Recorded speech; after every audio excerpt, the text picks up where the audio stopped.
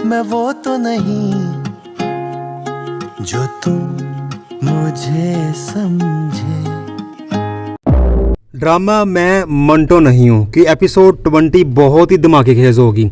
इस एपिसोड के अंदर ना बिनियामीन फराज से कहता है कि मैं तुम्हें पूरा मौका दूंगा कि तुम ना शमरेज़ को ढूंढो और उसको कत्ल करो। फरियाद कहता है कि मैं कैसे कत्ल करूंगा जबकि आप लोगों ने मुझे घर में बंद किया हुआ है, अगर मैं बाहर निकला तो मुझे पुलिस पकड़ के ले जाएगी। बिनियामीन फराज से कहता है कि मैं तुम्हारा ही बंदोबस्त कर रहा हूँ, तुम्हें पुलिस कुछ भी नहीं कहेगी। अब जैसे ही तुम्हारा बंदोबस्त होगा तुम घर से बाहर निकलो और शमरेज़ को ढूंढो, उसको कत्ल करो।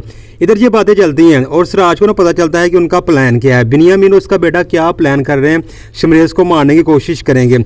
लेकिन सिराज ने ना अपने बेटे शमरेज़ को ना अंडरग्राउंड कर दिया होता है, कहीं छुपा दिया होता है। उधर बिनियामीन की बीवी ना उससे कहती है कि तुम कैसे बिनियामीन बादशाह बन के फिर रहे हो, तुम्हारे बेटे को कत्ल किया गया और तूने ना उनके बेटे को कुछ नहीं कहा। बिनियामीन अपनी बेगम से वादा करता है और उधर सरैया कहती है कि मैंने देखा है ममता का क्या हाल होता है जब उसके जवान बेटे या बेटा कत्ल हो जाता है। इस बेबसी का आलम मुझे पता है।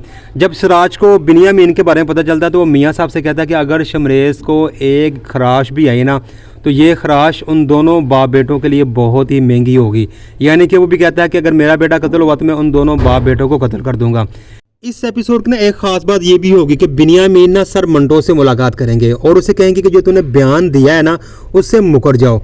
लेकिन सर मंटो कहता है मैं नहीं मुकरूंगा, जो मैंने बयान दे दिया वो बिल्कुल सही है, मैंने अपनी आंखों से देखा है कत्ल होते हुए और किसने कत्ल किया, वो आपके गार्ड ने कत्ल किया। बिनियामीन ना सर मंटो को बहुत समझाते हैं लेकिन सर मंटो नहीं मानते, कहते हैं कि अगर मुझे जिंदा रखना है ना तो अपने बेटे को मारना पड़ेगा, अगर मुझे मार दोगे तभी तुम्हारा बेटा जिंदा रहेगा। सर मंटो भी साफ साफ ना बिनियामीन से कह देते, जिसकी वजह से बिनियामीन सर मंटो को एक थप्पड़ भी लगाएगा।